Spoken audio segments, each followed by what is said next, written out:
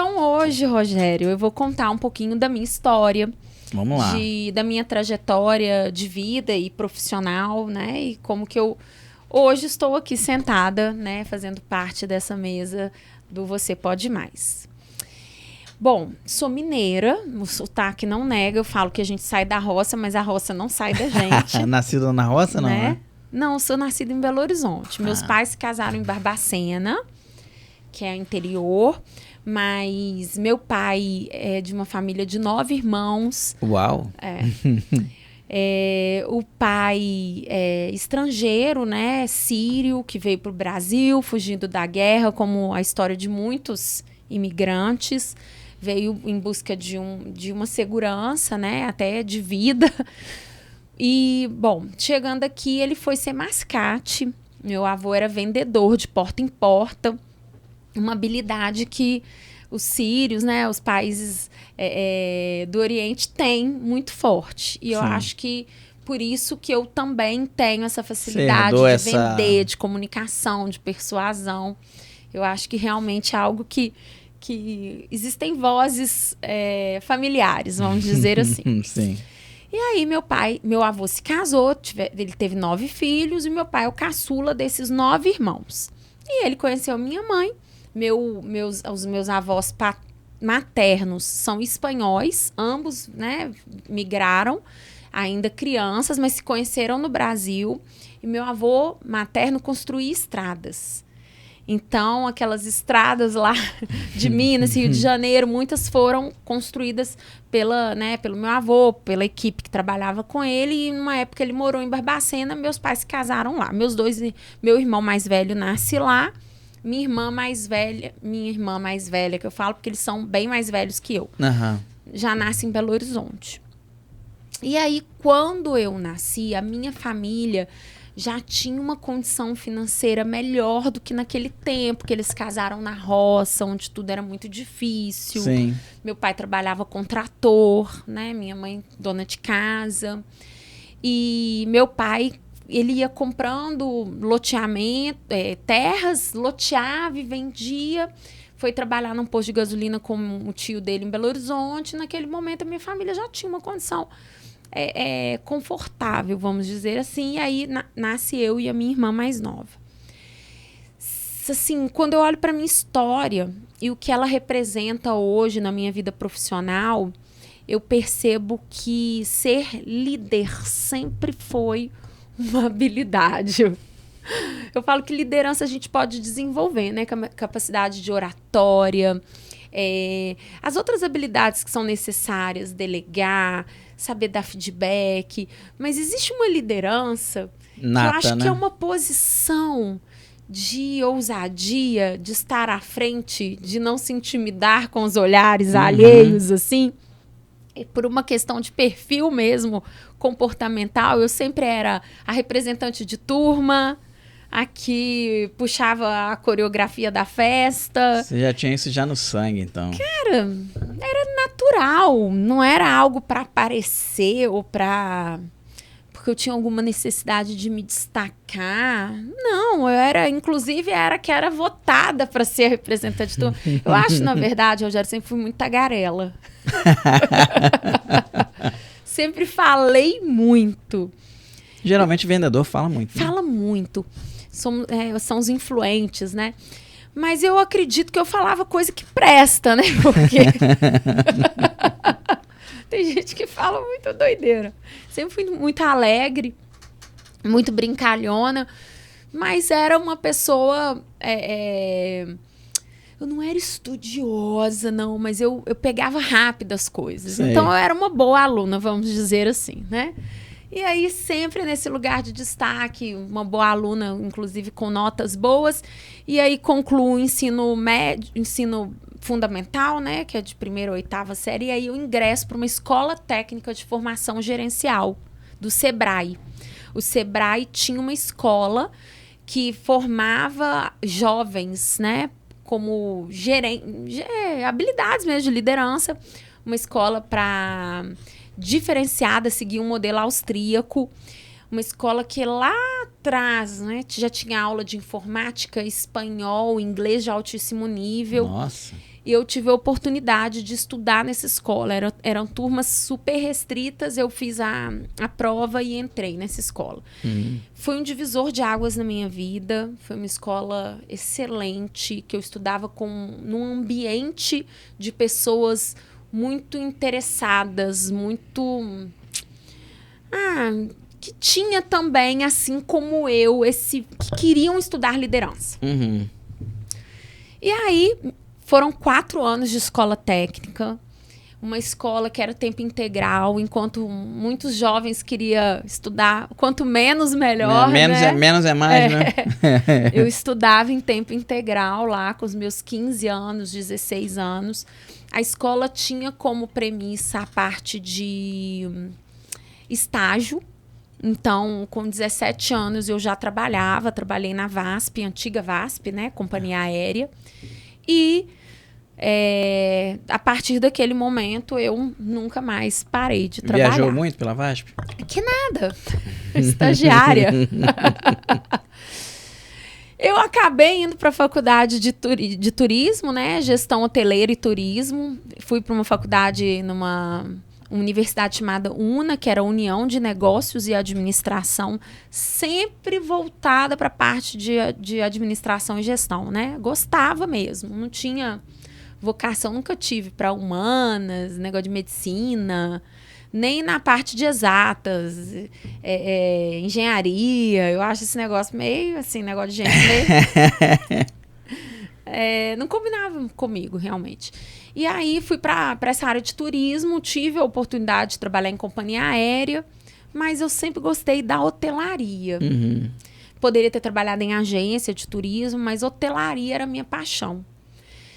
Eu gostava do receptivo, né? De servir, de receber pessoas. Eu gostava da instituição hoteleira como uma instituição de gestão mesmo, que você tem que ter todos aqueles setores trabalhando em conjunto para o negócio dar certo, enfim. Gostava de hotelaria, acho que tive muita influência também do pai da minha melhor amiga, da Diana, ele é suíço. E a Suíça é reconhecida mundialmente pela qualidade nos serviços, né, hoteleiros. Sim. E foi antes da questão do Brasil receber a Copa do Mundo. Então, sabia-se que o setor de turismo e hotelaria ia crescer muito. E eu acabei indo para hotelaria. Fiz a faculdade, me formei. Gostava muito de trabalhar com hotelaria. Porém, contudo, entretanto, quando eu vou assim, né? Eu já sempre trabalhei. Desde o meu primeiro semestre, minha mãe falou: você tem 6 meses para adaptar, depois você vai trabalhar.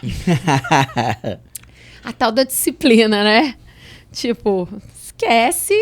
Eles pagavam minha faculdade, era uma faculdade particular, meus pais pagaram minha faculdade. Mas minha mãe falou: você quer dinheiro? Você vai trabalhar. Você vai ter seu dinheiro. Tá certo. Enfim. E estudava à noite, trabalhava o dia inteiro, numa condição boa, né? Enfim, eu falo que eu não tive uma infância pobre, né? Hoje em dia a gente vê muitos cases, pessoas falando que foi difícil. Não, para mim não foi, eu não vou ser hipócrita aqui para falar que, não, eu tive... Não era rico, mas uma classe média boa, sim. Carro com 18 anos, aí você vai falar que eu sou patricinha, né? Mas minha mãe e meu pai não me davam moleza não, viu?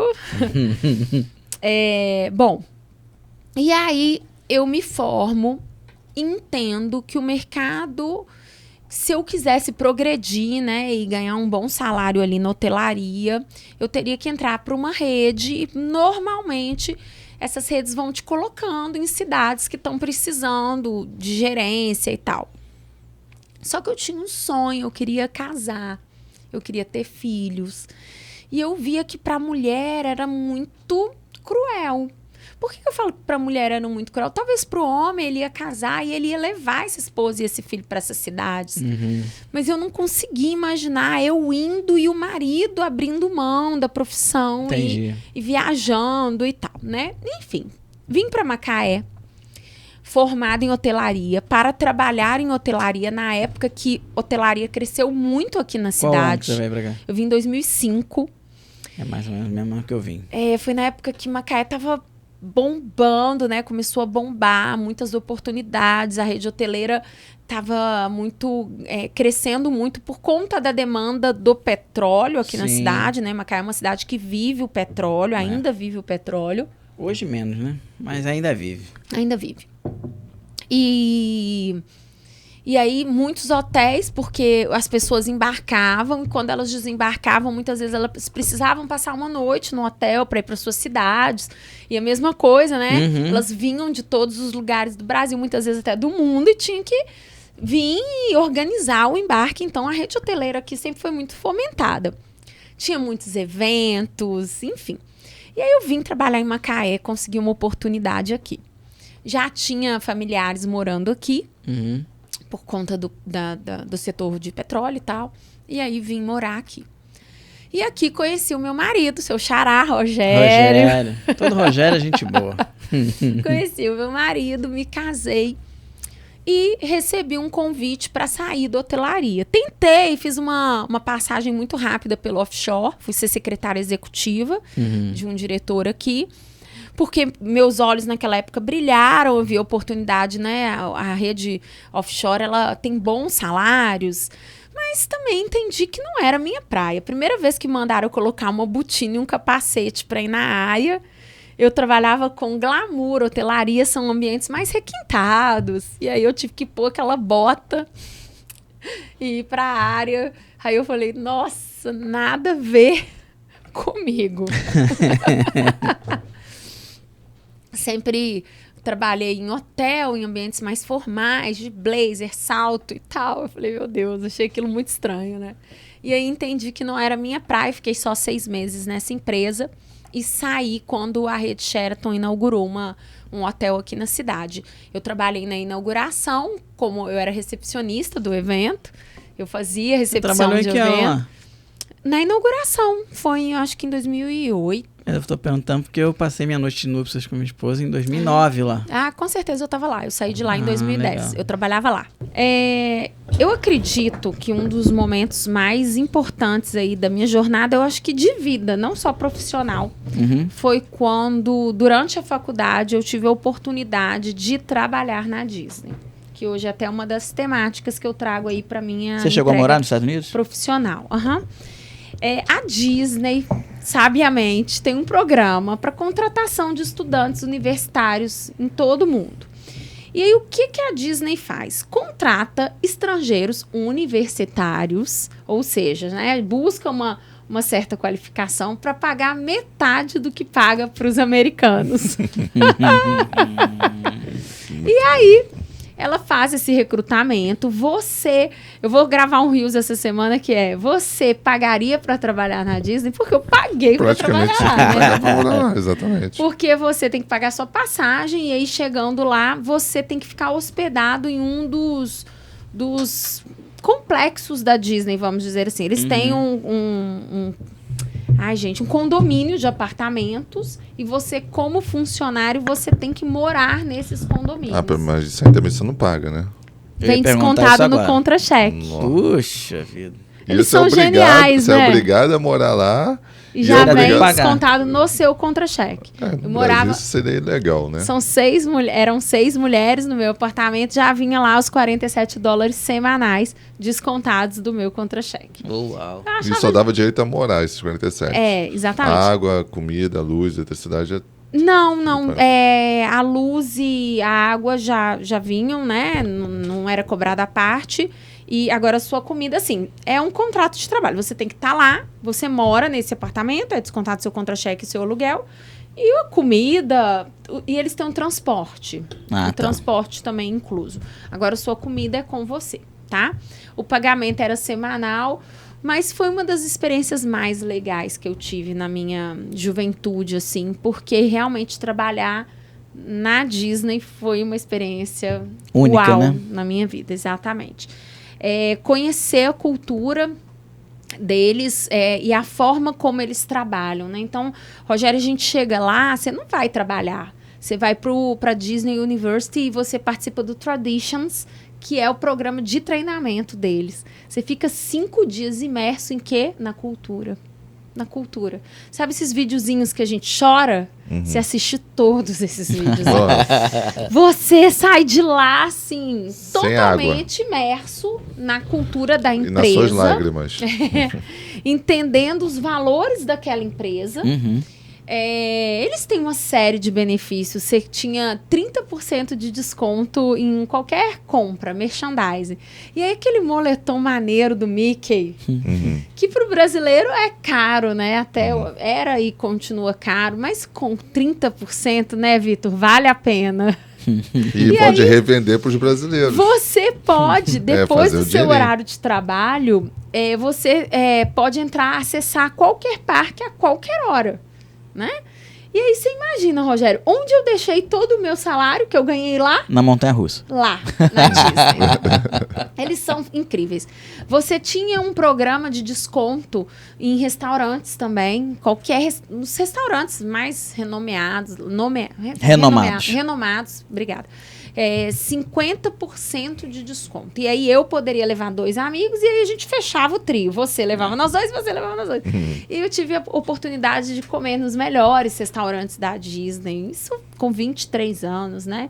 Então, aprender o estilo americano de trabalho, a responsabilidade que eles têm.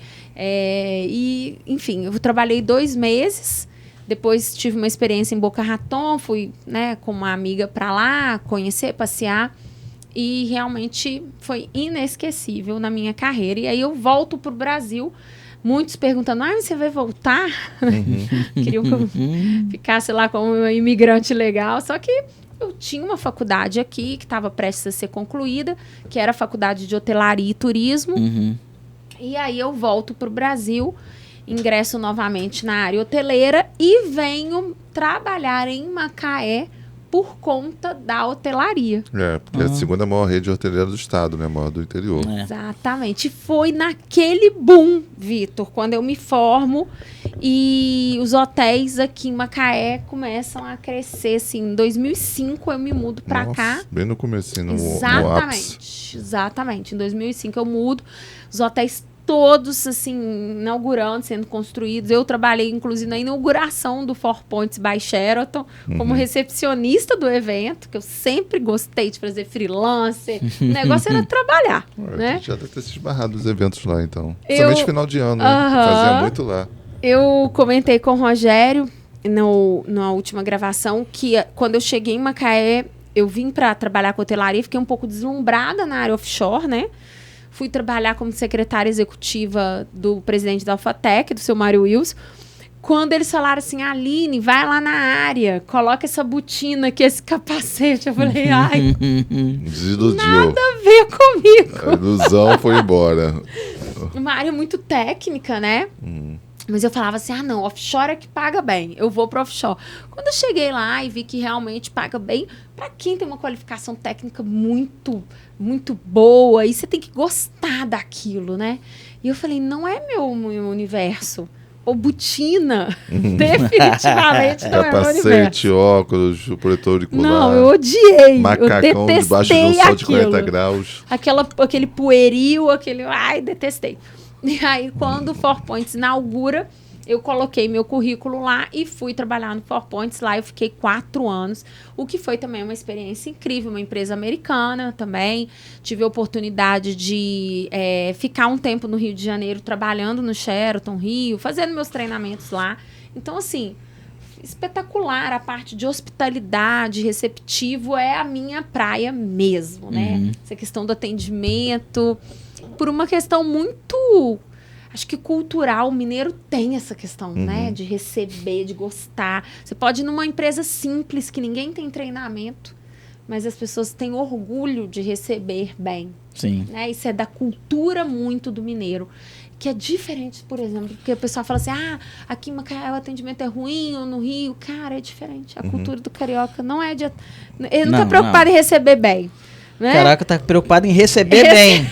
Eu acho que cidades em que tem... cultural. Então, eu acho que o carioca, principalmente o carioca, ele acaba por ter natureza, beleza natural, não precisa fazer muita coisa. Porque o turismo já vem por conta das belezas naturais. Não precisa se esforçar. E quando eu mudei de cidade, eu fui morar em outra cidade, no local onde eu morava, tinha muito mineiro, porque a empresa que a gente veio trabalhar, inclusive, era uma empresa mineira. E uma coisa que eu aprendi com os mineiros, né, é essa questão do calor humano. Era sábado de manhã, a primeira coisa que todo mundo fazia é abrir as portas. É deixar as portas abertas, aí Isso entra aí. na casa do outro, tá faltando cerveja na minha, vai na outra cerveja, pega na casa do outro. Ninguém nem sabe mais que estava numa casa de um, que estava na casa Isso do aí. outro. O carioca se relaciona muito bem, mas é da porta da casa pra Pra fora. fora, Eles pra falam, vão dentro. combinar. Vamos combinar, é sempre assim, mas depois eu eles não passo combinam. lá. O É. mineiro, ele quer te enfiar dentro da casa dele. Isso é muito da cultura do interior, né? É pra dentro. Sim. É pra dentro. Olha que interessante, é isso mesmo. É isso mesmo. Abre a porta. Meu marido, né, quando eu ia pra Belo Horizonte. Rogério, seu namorado tá aqui? Vamos fazer um churrasco, vamos fazer uma feijoada. Traz pra dentro. Mas exatamente Eu isso. peguei muito essa característica em mim. Hoje é muito Exatamente. forte isso. E eu, assim, Gosta já de receber em casa. adoro receber. Eu tenho uma área. Eu, quando mudei de lugar, eu queria ter uma área gourmet para receber pessoas. E eu fico incomodado quando passa mais de uma semana e eu não faço um churrasquinho, alguma coisa do tipo. E lá nessa época, eu abri a porta. Assim, acordava de manhã com a roupa de dormir ainda. A primeira coisa que eu faço é tomar café, era abrir a porta e deixar aberta. Todo mundo já fazia isso. Aí depois vai tomar café. E aí Macaé vive um boom hoteleiro. Em 2005... peraí, rapidinho, mandou. Isso. Deixa eu pensar. O que aconteceu? Eu deslumbrei com offshore. Eu contei isso, verdade. E aí fui trabalhar como secretária executiva. E na primeira vez que eles pedem para eu ir lá chamar alguém, e eu tinha que colocar uma botina e um capacete, eu falei, nossa, nada a ver comigo, né? Tive que ir na área de trabalho de offshore, põe a botina, sapato de segurança, capacete, vai lá. Eu falei, nossa senhora, que marmota. Nada a ver comigo. Eis que eu vejo a propaganda da inauguração do Sheraton, né? Do Four Points by Sheraton. E naquela época eu fazia alguns extras, eu trabalhava como recepcionista de eventos. Fiz o processo de seleção, passei. Quando eu entrei naquele hotel, eu falei, adoro hotelaria. Imponente, né? Era um nome Adoro bonito. hotelaria. E, aquela coisa do receptivo, aquele glamour, aqueles lustres de cristais, né? Eu falei, que delícia. E aí deixei meu currículo lá, fui contratada, na época tinha um gerente geral estrangeiro, e hoje eu tô nostálgica, hoje eu falei bastante sobre a minha carreira hoteleira. Enfim, e lá eu trabalhei durante 4 anos, eu trabalhei no setor financeiro, eu fazia análise de crédito e cobrança. E naquele momento, por falta de autoconhecimento, eu vou estudar a parte de finanças. Eu fiz um MBA em finanças. Por que eu falo por falta de autoconhecimento? Esse não é meu centro de força. Eu fiz porque naquele momento eu acreditava que se eu quisesse uma melhor posição dentro da hotelaria, eu deveria estudar a parte de controladoria, que era o setor que eu trabalhava dentro do hotel. Você também imaginou que para ser gerente do hotel, tu tinha que conhecer mais das finanças. Eu já tinha um curso superior, né? Que me graduava. Naquela época foi a época que eu entendi como que funcionava o curso de hotelaria. Na verdade, você não precisava fazer curso superior de nada. Geralmente, os gerentes de hotéis do Brasil eram pessoas que iam crescendo ali. Eu comecei como carregador de malas. E aí eu fui para recepcionista, gerente de recepção, controller, gerente geral. Geralmente esse era o processo. Mas, enfim, eu entendi que era importante eu me aprofundar na área financeira e fiz esse MBA. Como conhecimento, como diz minha mãe, não ocupa espaço, hoje o conhecimento que eu adquiri com esse MBA me ajuda muito nos processos de consultoria.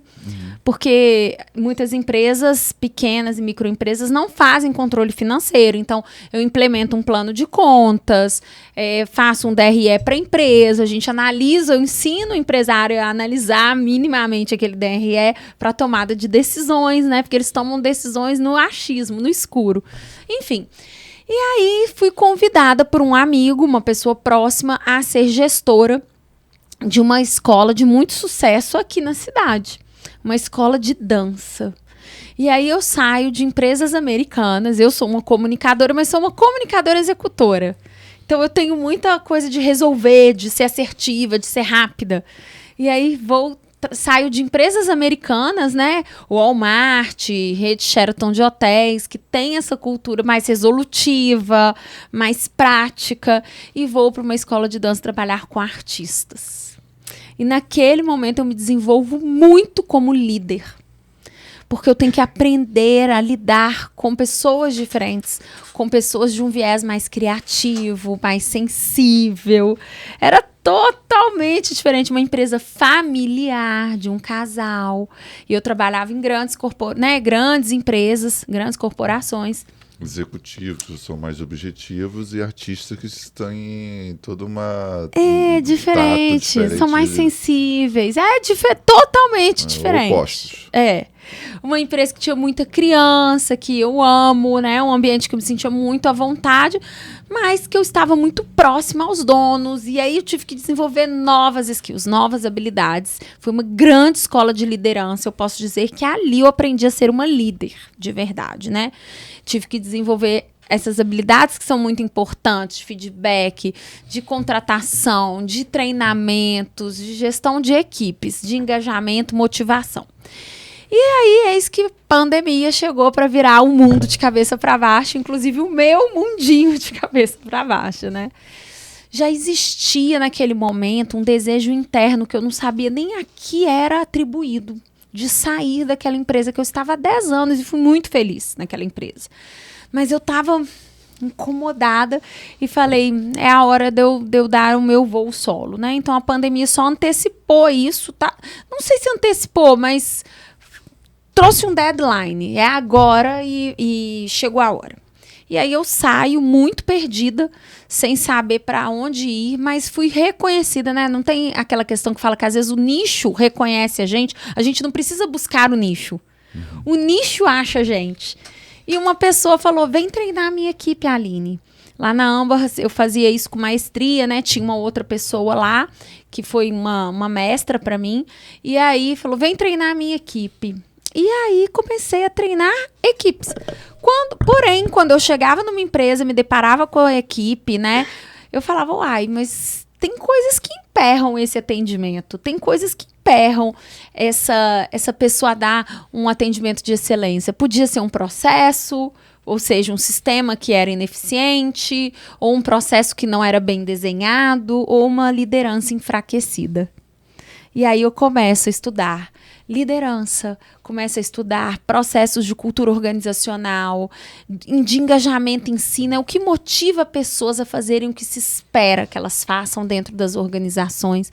E aí mergulho de cabeça no desenvolvimento humano.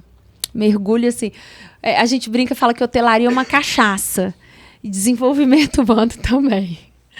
Depois que você entra para essa área, que você começa a beber dessa fonte, a vivenciar os processos, primeiro com a gente, porque a gente só leva o outro, Vitor, até onde você já foi.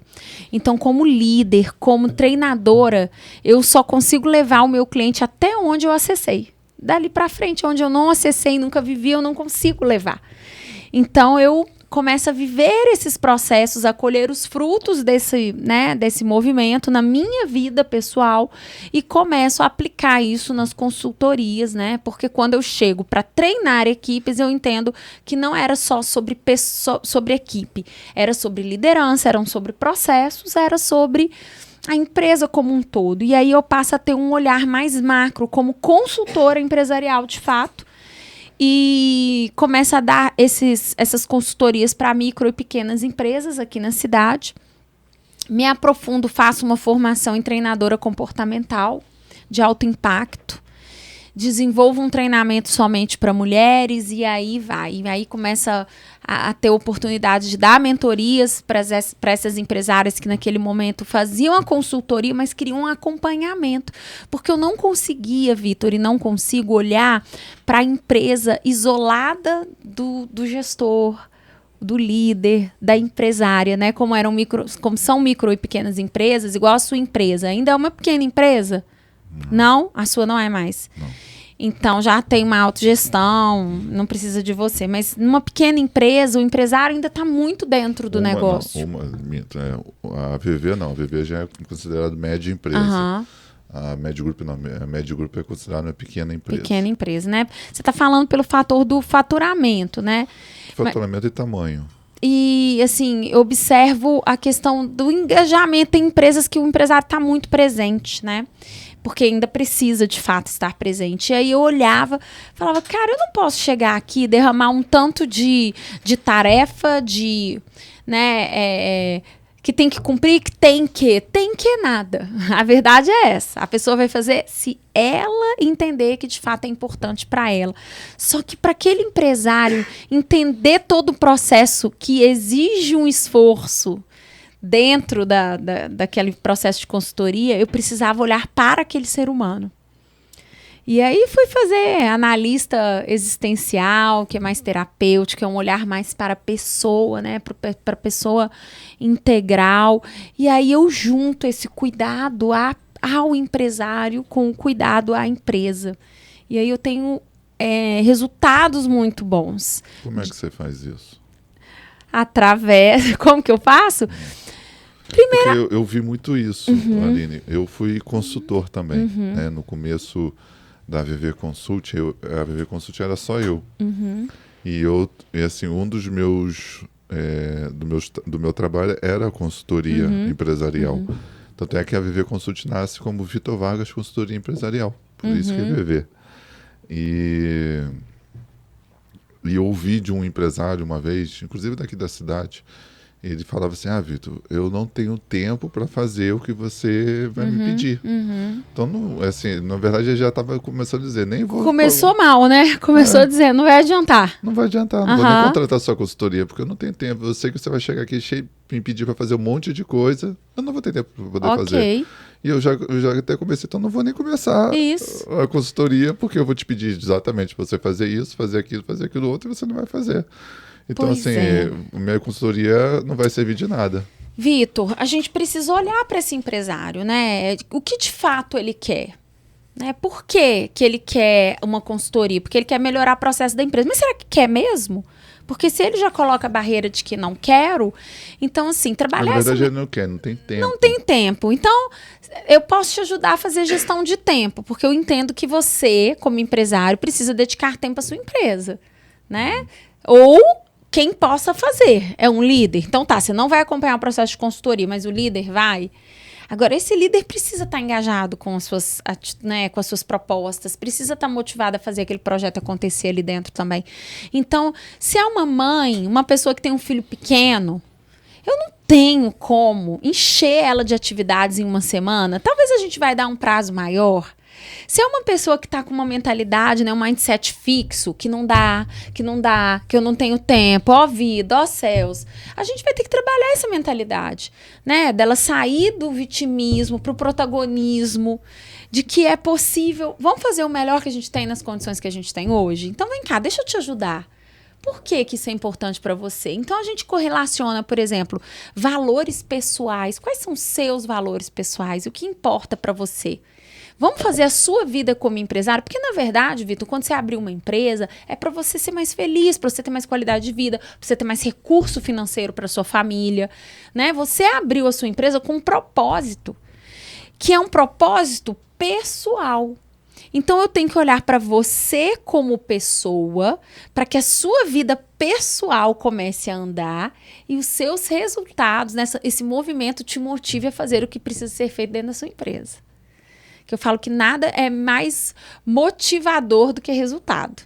A gente odeia malhar, mas se o seu braço tá ficando maior, se a perna tá ficando mais dura, você fala, então eu vou, né? Você suporta o processo, não é verdade? Então, linkar isso ao que ele realmente deseja, a um olhar mais empático, né? Entendendo o momento de cada pessoa, mas muito a um olhar realmente que a vida dela precisa ser melhor.